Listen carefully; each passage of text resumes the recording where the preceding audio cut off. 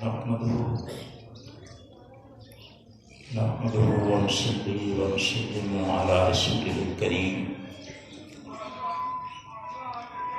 وعلى آله وأصحابه وأزواجه وذرياته أجمعين.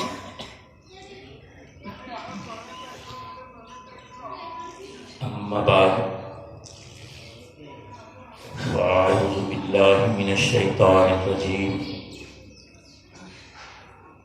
بسم الله الرحمن الرحيم. اهدنا الصراط المستقيم. آمنت بالله صدق الله العظيم. انتہائی عزت کے لائق علماء کرام، سنیان طریقت، احباب محبت، میزبان محفل، حمد باری تعالیٰ کے بعد حصول عزت و برکت کے لیے نبیوں کے تاجدار، امت کے غم گسار، انسانیت کے محسن، مظہر جمال خدا، صاحب خدا احمد مصطفیٰ جناب محمد مصطفیٰ صلی اللہ تعالی علیہ وآلہ وسلم کی پاکیزہ بارگاہ میں اپنی اپنی طرف سے درود اور سلام کا تحفہ پیش فرمائیں. الصلاۃ والسلام علیک یا سیدی یا رسول اللہ وعلی آلک واصحابک یا حبیب اللہ. الصلاۃ والسلام علیک یا رحمۃ للعالمین وعلی آلک واصحابک یا شفیع المذنبین. الصلاۃ والسلام علیک یا راحت العاشقین وعلی آلک واصحابک یا مراد المشتاقین. حاضرین محترم،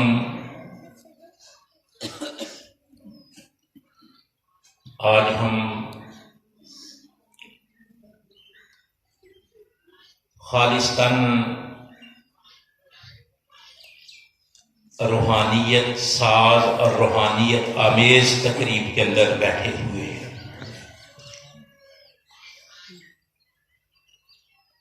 اس لیے کہ جس ہستی کو خراج پیش کرنے کے لیے، جس بندہ خدا کو اپنی عقیدت اور نسبت کا سپاس پیش کرنے کے لیے ہم یہاں بیٹھے ہوئے ہیں، اس ہستی کا شمار ان لوگوں میں ہوا ہے جنہیں اللہ تعالیٰ نے خود قرآن مجید میں مخلص کہا ہے.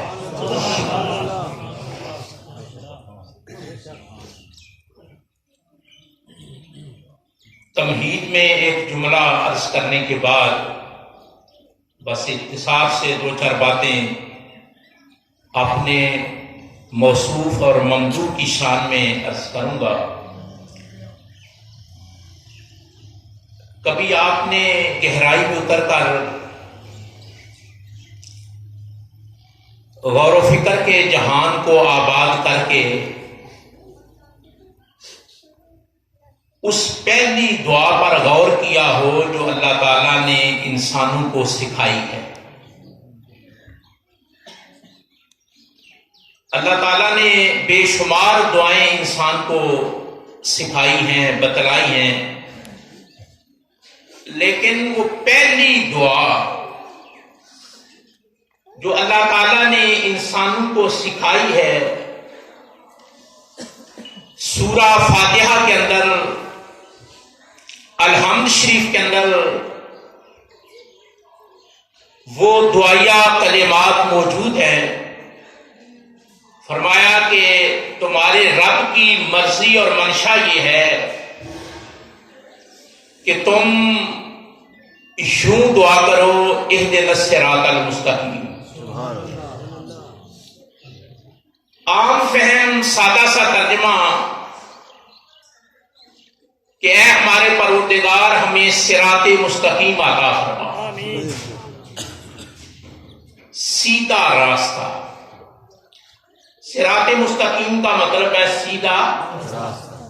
بے شک آپ بولیں ضرور ان کلمات پر اللہ آپ کو ثواب عطا فرمائے. فرمایا کہ یوں کہو کہ اللہ ہمیں صراط مستقیم عطا فرما، سیدھا راستہ. کبھی آپ نے غور کیا کہ سیدھا راستہ بندوں کا راستہ ہے. سیدھا راستہ، پھر غور کریں، بندوں کا راستہ سیدھا راستہ ہے. پہلے یہ تلقین ارشاد فرمائی کہ صراط مستقیم طلب کرو، سیدھا راستہ. اس کے آگے راستے کی نشاندہی بھی کی کہ سیدھا راستہ کوئی اور نہیں ہے، سیدھا راستہ اللہ کے بندوں کا راستہ ہے. اس جملے پر اگر آپ فوکس کریں، توجہ دیں کہ سیدھا راستہ اللہ کے بندوں کا راستہ ہے. بندوں کے راستے کا نام سیدھا راستہ ہے. یہ جو صراط مستقیم کے بارے میں طرح طرح کی مشغافیاں ہوتی رہتی ہیں، لوگ لکھتے رہتے ہیں، کرتے رہتے ہیں، انہوں نے اس طرف توجہ نہیں دی کہ سیدھا راستہ حقیقت میں اللہ کے بندوں کا راستہ ہے. اللہ کے بندے خدا کا قرب رکھنے والے، خدا کی یاد کا تحفہ رکھنے والے جس راستے پر چلتے ہیں وہی صراط مستقیم ہے. اور جس ہستی کے میں جرأت رندانہ سے کہوں گا کہ اس سے پاک میں ہم بیٹھے ہوئے ہیں، قاری صاحب کے ہم بڑے ممنون ہیں، قاری لیاقت صاحب کے ہم احسان مند ہیں کہ انہوں نے ہم جیسے بیمار عاجز بندوں کو، ناقص بندوں کو اس دور افتادہ ایریے میں حضرت کے عرس کی برکتوں سے مالا مال فرما دیا. ہم ان کے ممنون ہیں، ورنہ یہ سعادت تو ویسے حاصل نہیں ہوتی. جب دعائیہ اشعار، حمدیہ اشعار، سی حرفی پڑھی جا رہی تھی تو یہ محسوس ہو رہا تھا کہ روحانیت کے گریٹ اسٹیشن سے ہم کنیکٹڈ ہیں. حضرت عمر رضی اللہ تعالی عنہ سے نبی اکرم صلی اللہ علیہ وسلم نے یہ فرمایا یہاں ہاتھ رکھ کر کہ عمر دل کتنے ہیں؟ دل کتنے ہیں؟ حضرت عمر رضی اللہ تعالیٰ عنہ کی دھڑکنوں پہ سرکار نے ہاتھ رکھا اور فرمایا عمر بتاؤ دل کتنے ہیں؟ عرض کی یا رسول اللہ یہ پہلو میں دھڑکنے والا یہی ایک دل ہے جس پہ آپ کا ہاتھ ہے. اور خود سرکار دو عالم صلی اللہ علیہ وسلم نے فرمایا القلب ہاہنا المحبت ہاہنا، فرمایا پہلو میں دل دھڑکتا ہے اور اسی دل کے اندر جہان محبت جنم لیتا ہے. کبھی غور کریں، فرمایا المحبت ہاہنا، فرمایا محبت بھی ادھر جنم دیتی ہے. اور القلب ہاہنا، فرمایا پہلو میں دل دھڑکتا ہے اور دل ہی عقیدتوں اور محبتوں کا مرکز ہے. لیکن آج جب پوچھا کہ عمر دل، تو عرض کی یا رسول اللہ یہ دل دھڑک دل کی دھڑکنیں آپ نوٹ فرما رہے ہیں. فرمایا عمر یہ دل مجازی ہے، حقیقی دل کوئی اور ہے. حالانکہ سورۃ الاحزاب میں بھی ہے، اللہ فرماتا ہے ہم نے کسی پہلو میں دو دل نہیں بنائے، کسی پہلو میں دو دل نہیں بنائے، دل ایک ہی ہے. لیکن آج سرکار نے فرمایا یہ جو دل دھڑک رہا ہے، گوشت کا جو لوچڑا ہے سنوبری شکل میں، جسے تم کہہ رہے ہو کہ میرے پہلو میں دھڑک رہا ہے عمر، میں اس دل کی بات نہیں کر رہا. یا رسول اللہ آپ کس دل کی بات کر رہے ہیں؟ تو شاید آپ نے غور کیا ہو یا نہ کیا ہو، یہ قاری صاحب جب تلاوت کر رہے تو اس دل کا ذکر آیا تھا. قاری صاحب جب پڑھ رہے تھے نا قرآن مجید تو اس دل کا ذکر آیا تھا. فرمایا کچھ لوگ ایسے بھی ہوتے ہیں جن کے دھڑکنے والا یہ دل ادھر دھڑک رہا ہوتا ہے، لیکن اس کو قلب سلیم اور منیب کا درجہ رب نے عطا کیا ہوتا ہے. اب جو سرکار نے توضیح بیان فرمائی اس کے بعد آپ کو سمجھ آئے. فرمایا عمر کبھی اللہ کے ذکر کو سنا ہے؟ کبھی اللہ کے ذکر کو سنا ہے؟ یا رسول اللہ سنا ہے. فرمایا چس آتی ہے؟ اللہ کے ذکر کو سن کر مزہ آتا ہے؟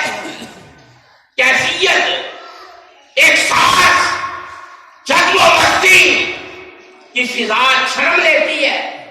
عرض کی یا رسول اللہ ہاں، جب اللہ کا ذکر ہوتا ہے میرا دل مچلتا ہے، ایک کیفیت دل میں جنم لیتی ہے، کیفیت.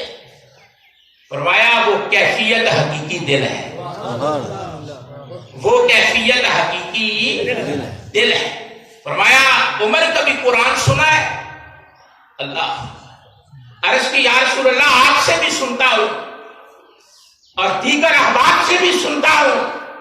فرمایا قرآن سننے کے بعد جو دل میں سرور اور مستی جنم لیتی ہے عمر وہ دل ہے، وہ قاری صاحب جب پڑھ رہے تھے نا فرمایا کہ وہ لوگ جو تنہائیوں کے گہرائیوں میں اتر کر اپنے رب سے ڈرتے ہیں پھر رب انہیں وہ دل عطا کرتا.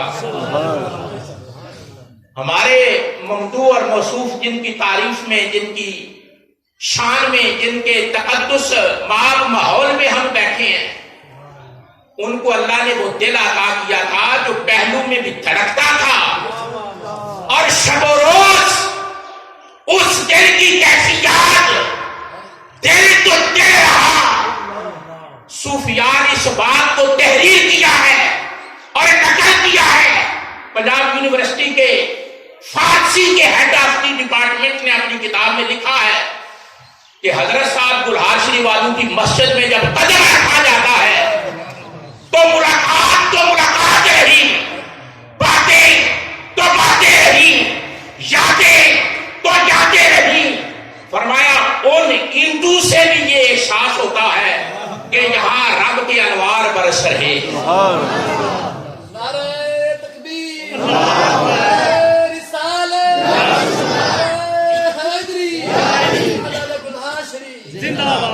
تو جس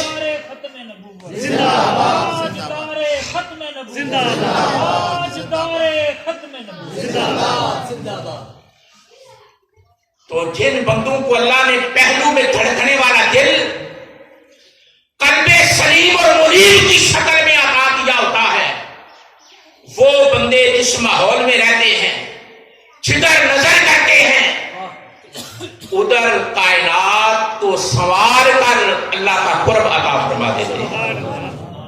ہمارے حضرت صاحب قبلہ جن کی عرص پاک میں ہم بیٹھے ہیں، آپ اسم با مسمہ تھے،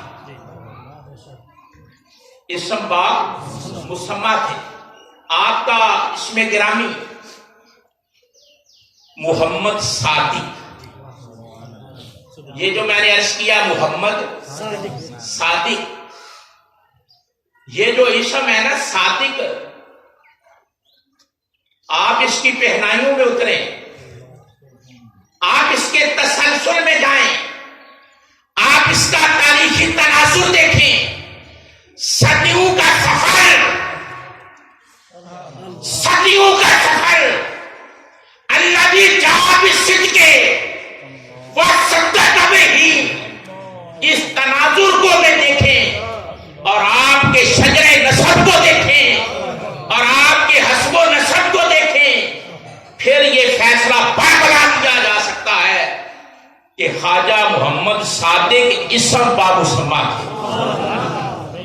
میں نے جو بات کہی ہے یہ بڑی دور کی بات ہے، بڑی دور کی بات ہے، ہر کسی کو یہ خیرات اور سوغات میسر نہیں آتی، یہ تلذذ اور لذت، یہ کیفیت اور احساس ہر کس و ناقص کو نہیں ہوتا۔ کوئی ورلیاں موتی لیتر، کوئی ورلیاں موتی، یہ جو صدق ہے نا، یہ جو صداقت ہے، آپ اولاد پاک ہیں حضرت سیدنا ابو بکر صدیق رضی اللہ تعالیٰ، ذرا غور کریں نا، آپ کو یہ شرف حاصل ہے نسبی لحاظ سے کہ حضرت سیدنا صدیق اکبر رضی اللہ تعالیٰ عنہ کی اولاد پاک سے ہیں، اور اللہ بھی جاب الصدق وصدق بہ کا تناظر دیکھیں، اور حضرت خواجہ محمد صادق الحاروی رحمت اللہ تعالیٰ علیہ کا آستانہ دیکھیں، اور آپ کا فیضان اور آپ کی کرم نوازیاں اور آپ کی ترویج اسلام اور اشاعت قرآن، اس سارے تناظر کو دیکھیں تو صدیاں سمٹ کر ایک فرد کو 1400 سال پیچھے لے جاتی ہیں اور یہ بتاتی ہیں کہ النسب ینسب الی ابیہ، کہ تمہیں علم ہے کہ یہ صداقتیں کہاں سے پھوٹ رہی ہیں۔ اب دیکھیں، میں ایک بات کرنے لگا ہوں، یہ باتیں دو تین کرنی ہیں، تقریریں تو ہوتی رہتی ہیں، یہ محبت کی باتیں ہیں۔ آپ سیدنا صدیق اکبر رضی اللہ تعالیٰ عنہ کی اولاد پاک سے، اور برے صغیر میں حضرت، یہ بہت کم لوگوں کو علم ہے، برے صغیر میں حضرت سیدنا صدیق اکبر کی اولاد پاک کا بڑا فیضان ہے۔ اگر آپ تاریخی اور آپ الٹ پلٹ کر دیکھیں تو صحابہ کی اولادوں کا فیضان، یہ ایک علیحدہ بات ہے کہ تعصب اور جانبداری فیصلہ نہیں کرنے دیتی، ورنہ صحابہ کرام کی اولادوں کا فیضان برے صغیر کے اندر اتنا ہے کہ آپ حیران ہو جائیں۔ تو حضرت سیدنا صدیق اکبر کے فیضان کا مرکز اور منبع ہمارے حضرت صاحب، آپ کی ذات کو خراج عقیدت پیش کرنے کے لیے میں کسی کا لکھا ہوا ایک جملہ آپ کی خدمت میں عرض کرنے لگا ہوں۔ فرماتے ہیں کہ سلسلے نقشبندیہ، یہ جتنے روحانی سلاسل ہیں نا، ان میں ایک بڑا نام سلسلہ نقشبندیہ کا ہے۔ فرماتے ہیں کہ پورے عالم اسلام میں، جملے پر اگر غور کرنا، اسی کا لکھا ہوا جملہ ہے اور حد کر دی، فرمایا پورے عالم اسلام میں، صرف پاکستان میں نہیں، پورے عالم اسلام میں نقش بندی سلسلے کا نفاذ اور ابلاغ، نفاذ اور یعنی نقش بندی سلسلے کو پہنچانا اور پریکٹیکلی فزیکلی اس سلسلے کو عملی دنیا میں لانا، فرماتے ہیں یہ صرف گلہار شریف کے آستانے کو اعزاز حاصل۔ میں نے جو جملہ کہا ہے نا، یہ تولنے والا جملہ ہے، بولنے والا تو بول دیتا ہے، یہ تولنے سے تعلق رکھتا ہے۔ اور جس آدمی نے یہ جملہ لکھا ہے نا اپنی کتاب میں، وہ آدمی اس وقت ہمارے ملک میں استاد تصور ہوتا ہے۔ کہا کہ نقش بندی فیضان اور نقش بندی سلسلہ، اس کا ابلاغ کرنا اور نفاذ کرنا، یہ جو دو لفظ ہے نا، ابلاغ، امپلیمنٹیشن اینڈ پریکٹیکل، کہ ابلاغ کرنا اور نفاذ کرنا، کہ سلسلے کو قباحت و جو روح، جو کیفیت، جو حیثیت وصیت جو شکل جو صورت سلسلے کی ہے اس کو عین صورت میں ظاہر کرنا اور ظاہر کر کے عملی طور پہ ثابت کرنا عالم اسلام میں اس صدی میں جس بزرگ کو یہ کمال حاصل ہوا ہے اس کا نام خواجہ محمد صادق رحمۃ اللہ علیہ۔ سمجھ گیا؟ اب میں چونکہ ویسے میں اگر اس کو بڑھاؤں بات کو تو یہ اور رنگ میں بڑھے، لیکن آسانی کے لیے میں ایک بڑا نام ہے ہمارے ملک میں علامہ رضا الدین صدیقی کا، جب میں پڑھتا تھا تو وہ جمعہ پڑھاتے تھے، آپ دیکھ لیں پھر، اور میں ان کے پیچھے جمعہ پڑھتا تھا اور وہ رات کو ہمارے کمرے میں ٹھہرتے تھے۔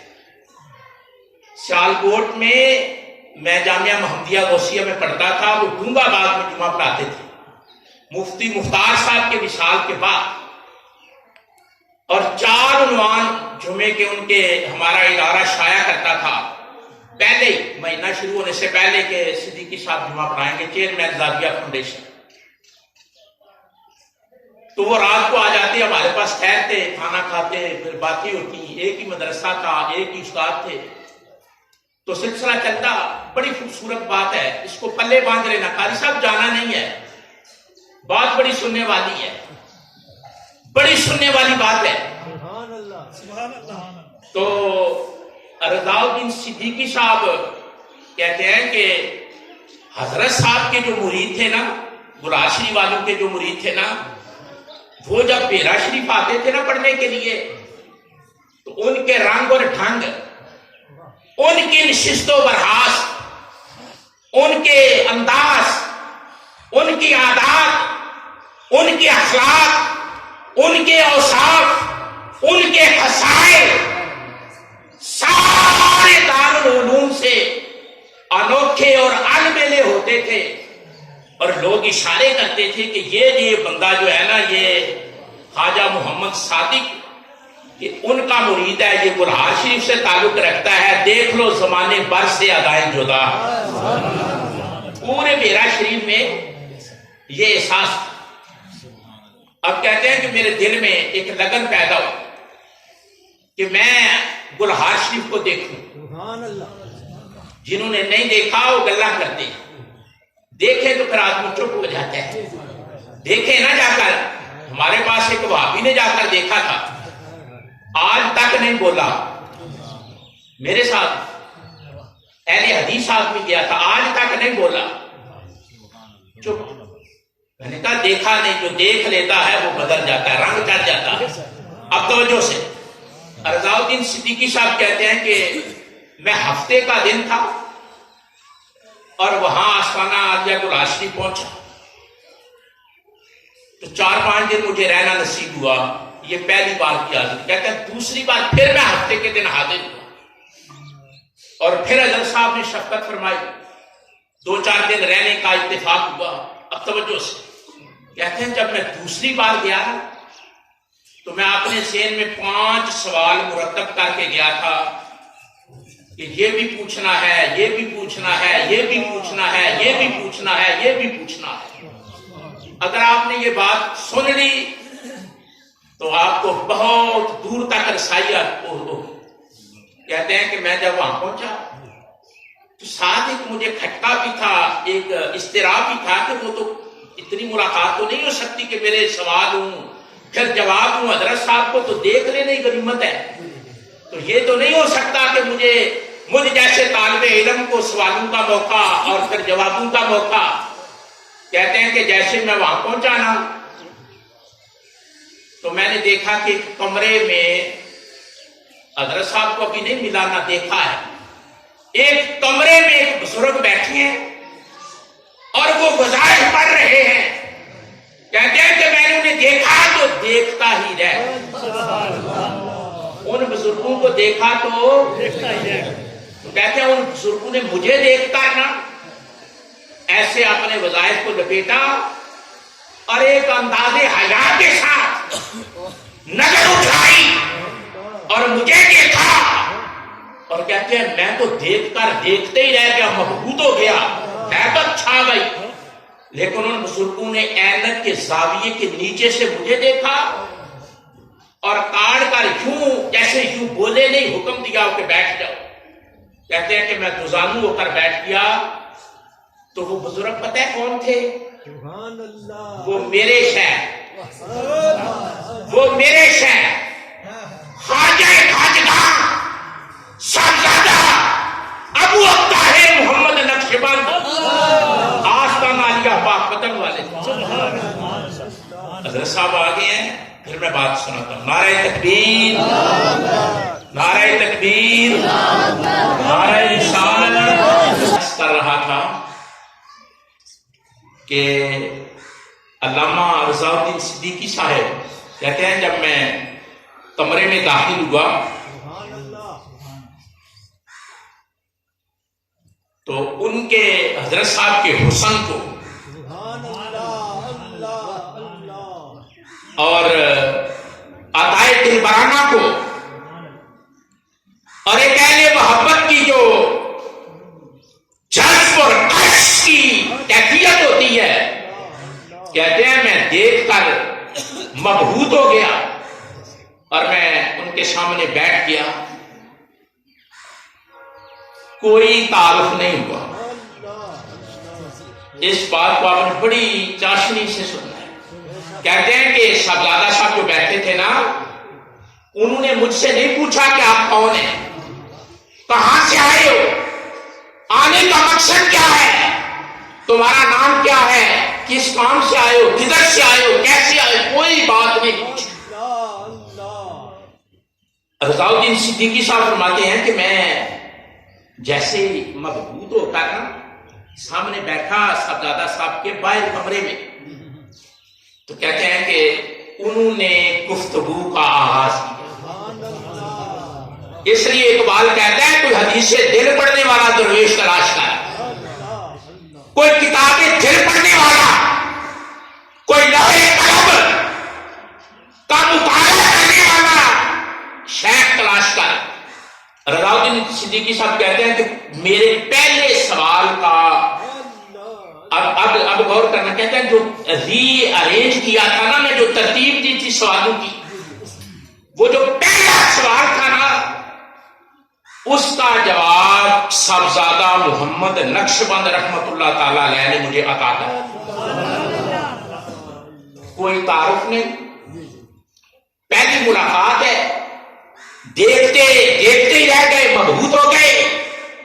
कहते हैं फिर दूसरे सवाल का जवाब, फिर तीसरे सवाल का,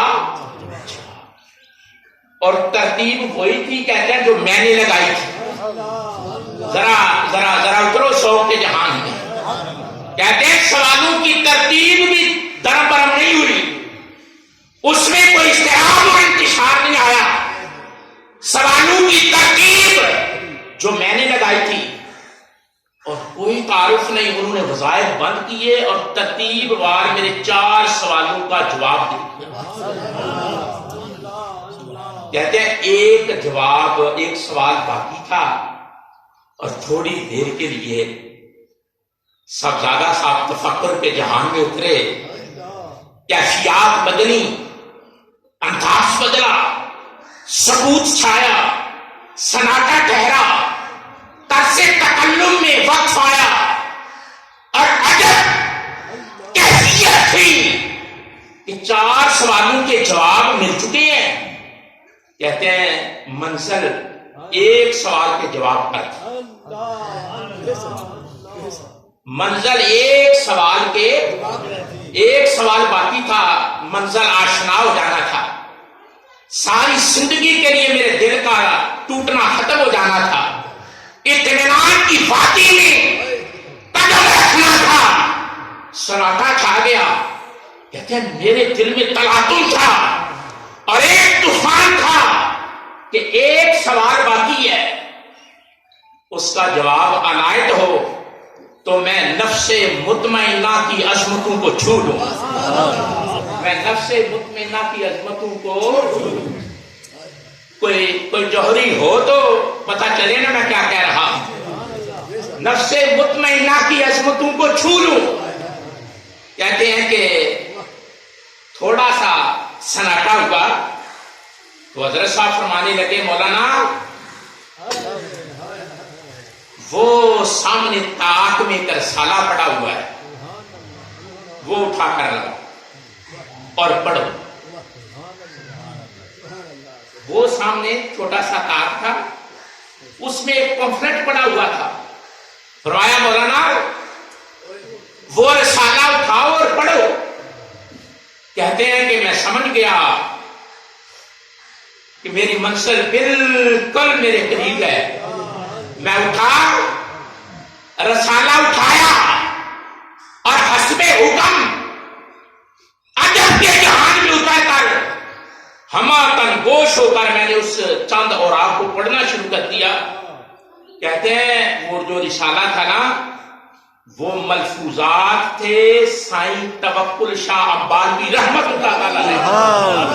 تکبیر نعرہ رسالت نعرہ تحقیق شان اولیاء. اور یعنی وہ جو رسالہ تھا نا سائیں توکل شاہ عباسی رحمت اللہ تعالی علیہ کے ملفوظات تھے پمفلٹ کی شکل. اور میں آپ کو یہ بات عرض کروں کہ مجھے قبلہ پیر صاحب نے اپنی زندگی میں جو کتاب کی شکل میں تحفہ عطا کیا ہے وہ سائیں توکل شاہ عباسی کی سیرت تھی. ایک بار ایسا ہوا کہ پیر صاحب گجرات تھے تو ہمارے غریب خانے کو رونق بخشنی تھی تو فرمانے لگے فون پہ کہ میں آپ کے لیے کون سی کتاب لے کر آؤں. تو میں نے کہا انتخاب بھی آپ کا حسن انتخاب بھی آپ کا انتخاب بھی آپ کا حسن انتخاب بھی. تو جب آپ تشریف لائے تو توکل شاہ عباسی رحمت اللہ تعالی علیہ کی بک تھی. وہ جو حضرت صاحب نے فرمایا توکل شاہ عباسی کا پمفلٹ تھا. آپ توجہ سے سنتا آپ اٹھا رضا الدین صدیقی کہتے ہیں میں نے جب وہ چھوٹا سا پڑھا نا تو اس میں ایک واقعہ لکھا ہوا تھا. وہ واقعہ میرے سوال کا 5واں جواب تھا. وہ واقعہ میرے 5ویں سوال کا وہ واقعہ کیا تھا؟ ایک درویش کا واقعہ تھا. کہتے ہیں کہ میں سمجھ گیا اور جب آدمی سمجھتا ہے نا پھر زبان سے نہیں بولتا پھر تکلم میں سناٹے چھا جاتے ہیں سکوت کے فاتحیاں آ جاتی ہیں. کہتے ہیں بس میری آنکھوں میں پھر پانی اتر رہا تھا اور میں رضاؤدین وہ رضاؤدین نہیں تھا جو پیرے سے چلا تھا. اب میں منظر آشنا تھا. اب میں صاحب مرشد تھا اور صاحب کشف سے ملنے والا تھا. وہ واقعہ اس میں یہ لکھا ہوا تھا اللہ الصمد کے وظیفے کے بارے میں. تو کہتے ہیں کہ پیر کرم شاہ ندوی رحمت اللہ تعالی علیہ نے مجھے یہ وظیفہ دیا تھا کہ پڑھا کرو اللہ الصمد, لیکن میں نہیں پڑھتا تھا. کہتے تھے پیر صاحب نے مجھے وظیفہ دیا تھا کہ اللہ الصمد کا وظیفہ کیا کرو, لیکن میں نہیں کرتا تھا. اور یہ سارا واقعہ اسی نوعیت کا لکھا ہوا تھا. تو کہنے لگے کہ میں حیران ہو گیا کہ جس ہستی کو میں ملنے آیا ہوں اس کے مرید کا یہ عالم ہے شیخ کی عظمت اللہ. یعنی وہ پاک پتن والے ہمارے حضرت صاحب مرید ہیں ان کے صاحبزادہ ابو طاہر محمد نقشبند اور رضا الدین صدیقی کہتے ہیں کہ میں حیران ہو گیا کہ سوال میں تیار کر کے آیا تھا پیر کے لیے اور اس پیر کی عظمت کا عالم کیا ہے کہ جس نے مرید کو حجرے میں بٹھا رکھا ہے کہ آنے والوں کے سوالوں کے جواب تو نے عطا کر دیا. اب پھر آپ اندازہ کر سکتے ہیں کہ وہاں. اور ایک اور اشارہ دے تو بس گفتگو ختم کروں. کہتے ہیں کہ ایک دفعہ میں ملنے کے لیے آیا, چونکہ میری ان سے دوستی ہے میں انہی کے حوالے سے ایک بات کر لیتا ہوں, بس خیرات بھی ہو جائے گا, بات بھی ہو جائے گی, یاد بھی. کہتے ہیں کہ میں 4-4 5-5 دن رہتا تھا وہاں, لیکن کسی کو کوئی چیز اندر لے جا کر لیتے ہوئے جاتے ہوئے میں نے نہیں دیکھا. جو بھی آتا ہے مالا مال ہوتا ہے. کہتے ہیں کہ میرا ایک دوست تھا, بڑا ظریف تھا, مزاحیہ دوست بھی ہوتے ہیں نا, بے پلکی والے دوست. کہتے ہیں وہ کہنے لگے کہ رضا الدین صدیقی جب تو قرآن شریف جاتا ہے نا تو سنا حضرت صاحب بڑے تحفے دیتے ہیں. حضرت صاحب جو تحفہ دیتے تھے نا شاید کم لوگوں کو علم ہے. حضرت صاحب جس آدمی کو تحفہ دیتے تھے نا وہ تحفہ ایک معنویت کا جہان ہوتا تھا کہ یہ تحفہ تجھے ڈیمانڈ کرتا ہے کہ تجھے ایسا کرنا ہے. تحفہ ڈیمانڈ کرتا تھا کہ تیرے لیے تیرا اراد یہ ہے. تو وہ کہنے لگے رضا الدین صدیقی اس بار جب تم گلہار شریف جاؤ گے نا تو جو تحفے تمہیں ملیں گے وہ مجھے بتانا ہے اور میں نے ان تحفوں میں سے کوئی لے لینا ہے اور میں بتاؤں گا کہ حضرت صاحب مجھے کیا کیا بتا رہے ہیں. ان کا نام ہے قاری مظہر حسین کہ کون سے تحفے کا کیا مطلب ہے. اس کا یہ مطلب ہے, کھجوروں کا یہ مطلب ہے, مسواک کا یہ مطلب ہے, عطر کا یہ مطلب ہے, تسبیح کا یہ مطلب ہے, قرآن مجید کا یہ مطلب ہے. تو رضا الدین صدیقی کہتے ہیں کہ تم ٹھہرو, مجھے بلایا گیا ہے, میں آتا ہوں اور میں تحفہ تمہارے سامنے رکھوں گا اور تم نے بتانا ہے کہ حضرت صاحب مجھ سے کیا ڈیمانڈ کرتے ہیں تحفے کے ذریعے. کہتے ہیں کہ جب تحائف آئے نا تو پنڈ تھی, کوئی ایک تحفہ نہیں تھا, تحفوں کی پنڈ تھی. تو میں نے بلایا, میں نے بلا کر کہا دیکھ اب بتا تو ایک تحفے کی بات کر رہا تھا, جس شہر کے آستانے پر میں آیا ہوا ہوں اس نے تحفوں کی پنڈ مجھے عطا کی ہے. وہ کہنے لگا میں تجھے کیا بتاؤں, تجھے تو کائنات سے نواز دیا. میرے لفظوں پر غور کر, میں تجھے کیا بتاؤں, میں کیا معنی نکالوں, تجھے تو میرے شیخ نے کائنات کا فرمایا. جس ہستی کے اس سے پاک میں ہم بیٹھے ہیں حضرت خواجہ محمد سعدی گلہاروی رحمۃ اللہ تعالی علیہ, آپ سیدنا ابو بکر صدیق اولاد پاک سے ہیں اور آپ کو قادری فیضان بھی ہے.